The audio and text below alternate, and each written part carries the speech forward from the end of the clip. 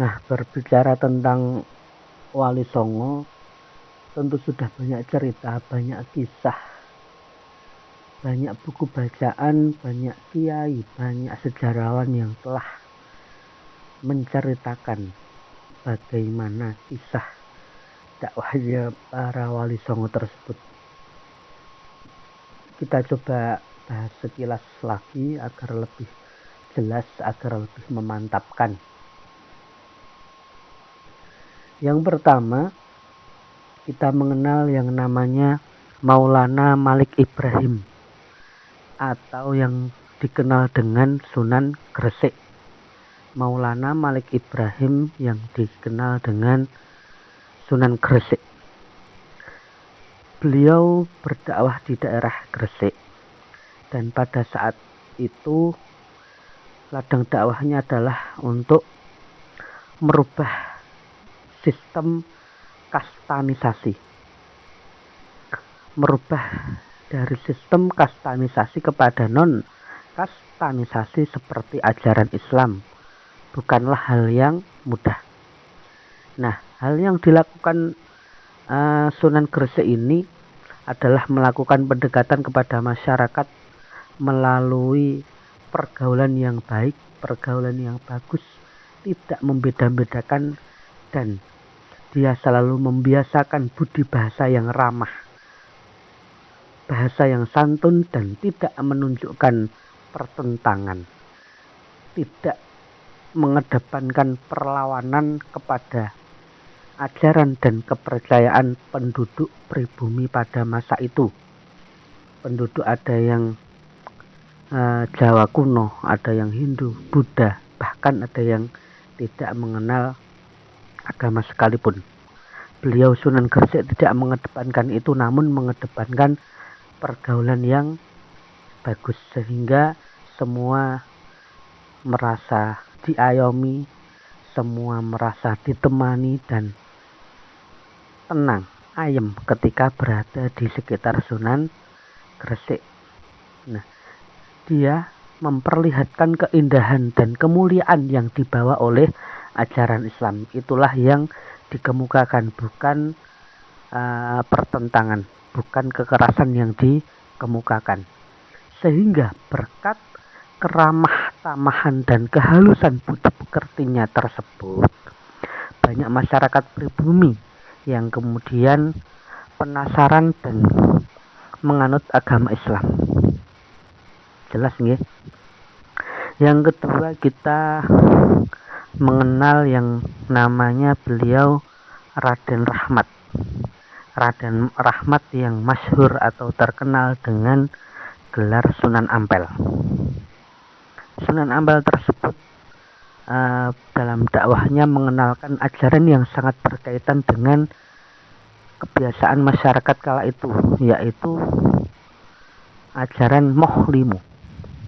Moh Limo itu berasal dari bahasa Jawa, yaitu emoh atau tidak mau, dan limo artinya 5, seperti emoh maling, emoh mata, dan sebagainya.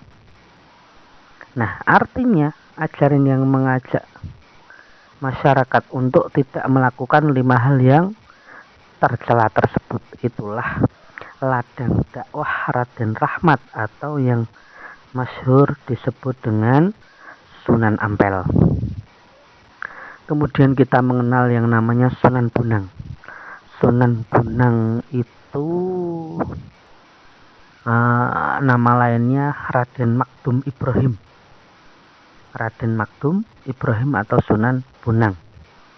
Nah, Sunan Bonang ini adalah salah satu sunan yang menyukai kesenian. Beliau banyak menciptakan syair, kidung, dan lain sebagainya. Syair-syair dengan nilai sastra yang berisi tentang keindahan, kedisiplinan, dan nilai-nilai Islam lainnya, itulah yang diciptakan oleh Sunan Bonang. Yang pada saat ini kita mengenal karya-karya tersebut dengan nama suluk. Suluk itu berisi tentang nilai-nilai Islam yang kemas dalam syair-syair Jawa. Sampai saat ini berbagai suluk tersebut masih dapat kita baca, dapat kita pahami sebagai salah satu sumber referensi untuk menjalankan ajaran dakwah Islam di era modern saat ini. Suluk-suluk tersebut ada yang berbentuk prosa, ada yang berbentuk puisi, dan kemudian dilanjutkan dengan iringan alat musik yang pada saat itu banyak alat musik, salah satunya bonang. Karena hal itulah Raden Maktum Ibrahim masyhur dengan nama Sunan Bonang. Wali yang selanjutnya kita mengenal Raden Qasim Syarif Hidayat, Raden Qasim Syarifuddin. Raden Qasim Syarifuddin itu terkenal dengan nama Sunan Derajat. Nah, Sunan Derajat ini mengajarkan yang kita terkenal dengan catur piwulang atau 4 ajaran, yaitu ajaran yang pertama paring teken marang wong kang kalunyon lan wuto, artinya memberikan tongkat kepada orang yang buta. Catur piwulang yang nomor 2 adalah paring pangan marang wong kang kaliren, yang artinya memberikan makan kepada orang yang sedang kelaparan. Catur piwulang yang nomor 3 adalah paring sandang marang wong kang kawudan, yang artinya memberi pakaian kepada orang yang telanjang. Dan catur piwulang yang nomor 4 adalah paring payung marang wong kang kudanan, artinya memberikan payung kepada orang yang kehujanan. Itulah catur piwulang yang digembar-gemborkan oleh beliau Raden Qasim Syarifuddin atau Sunan Derajat. Kemudian kita juga mengenal Sunan Kudus. Sunan Kudus atau Sayyid Ja'far Shadiq. Nah, Sunan Kudus ini, Sayyid Ja'far Shadiq ini melakukan asimilasi, akulturasi budaya. Salah satunya adalah dengan cara mengubah fungsi sesajen yang berupa makanan, berupa minuman, dan sedekah lainnya lebih baik disedekahkan atau diberikan kepada orang-orang yang kelaparan, orang-orang yang membutuhkan makanan, orang-orang tetangga, saudara, dan lain sebagainya. Itu sebagai respon karena pada masa itu sesajen hanya diberikan kepada para makhluk halus. Nah, kemudian permohonan kepada nenek moyang, roh halus, jin, setan, dan lain sebagainya diarahkan untuk memohon, berdoa hanya kepada Allah Subhanahu wa Ta'ala. Kemudian Sunan Kudus juga memodifikasi makna yang ada dalam upacara mitoni yang disakralkan oleh umat Hindu Buddha pada masa itu diganti sebagai ucapan rasa syukur karena telah dikaruniai keturunan dan lain sebagainya. Nah, dalam hal ini Sunan Kudus tidaklah menghapus tradisi dan adat yang ada, namun lebih pada meluruskan agar tidak melenceng dari ajaran Islam dan terhindar dari perbuatan syirik.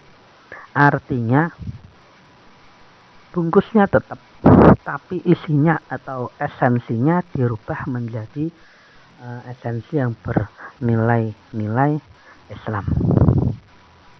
Kemudian kita juga mengenal Sunan Giri. Sunan Giri atau Raden Paku atau Raden Ainul yakin. Nah, Sunan Giri ini corak dakwahnya adalah melakukan dakwah dengan berbagai metode, mulai dari membangun sistem pendidikan, membangun sistem kebudayaan, sampai membangun sistem politik yang tentu bernuansa Islami. Nah, seperti dalam bidang pendidikan, tidak hanya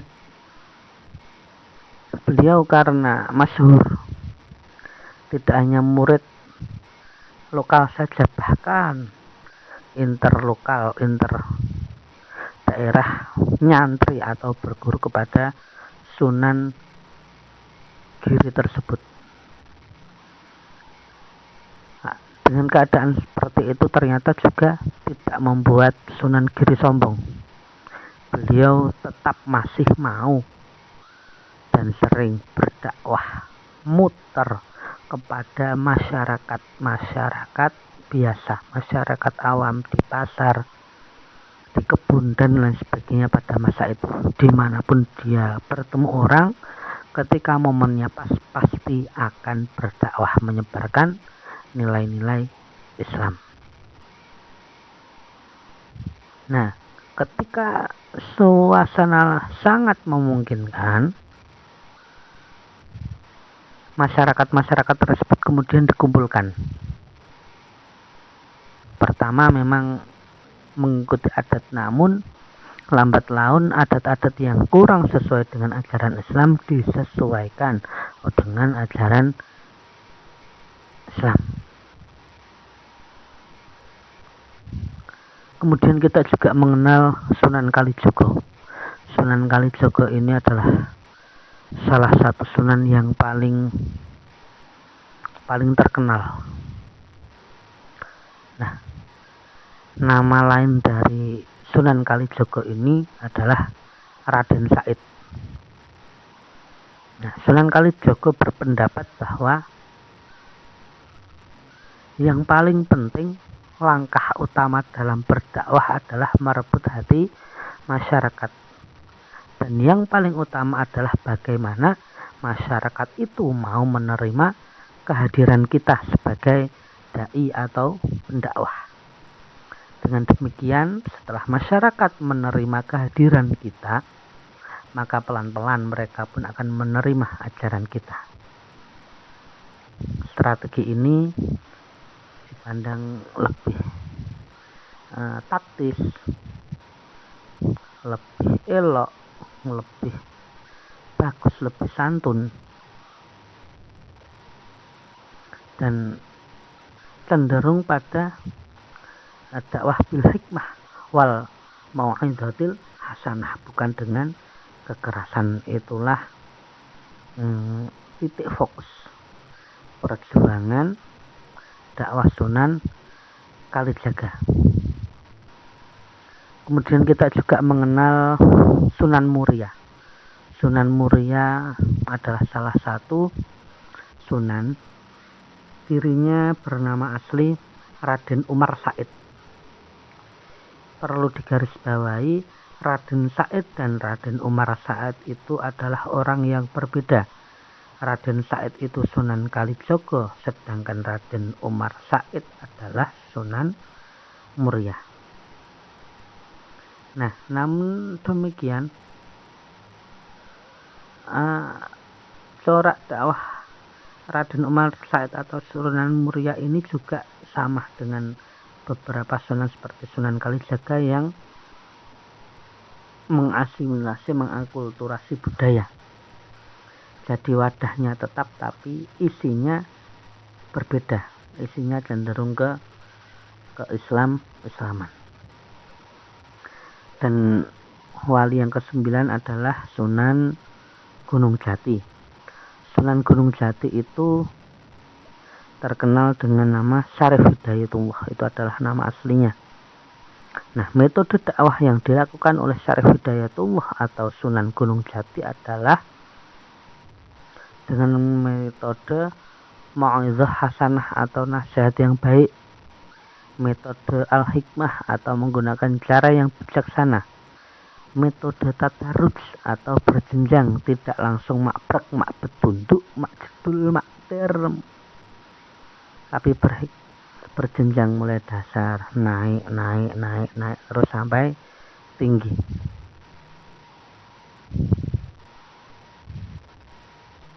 Nah, kemudian metode ta'awun, yaitu metode saling tolong menolong dan berbagai ketugasan dalam menyebarkan